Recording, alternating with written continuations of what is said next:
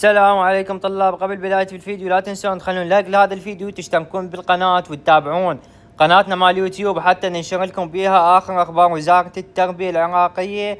وتابعوا هذا الفيديو للنهاية حتى تفهمون الخبر زين وتعرفون الخبر زين.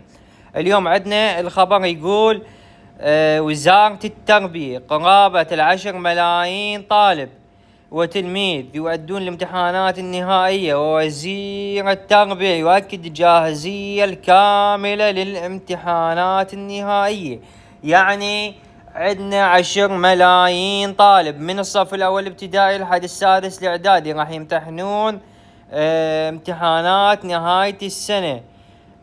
هذول الطلاب اهم شيء عندكم الوقت، تركزون على وقت الامتحان. ان شاء الله اكو مساعدات من الوزارة، يعني نتأمل من الوزارة تساعدكم، ونتأمل من الوزارة ايضا توجه الصفوف المنتهية او الصفوف الغير منتهية، توجه المدارس وتوجه اللجنة دائمة الامتحانات اللي تخلي الاسئلة الوزارية توجههم حتى يخلون الاسئلة سهلة.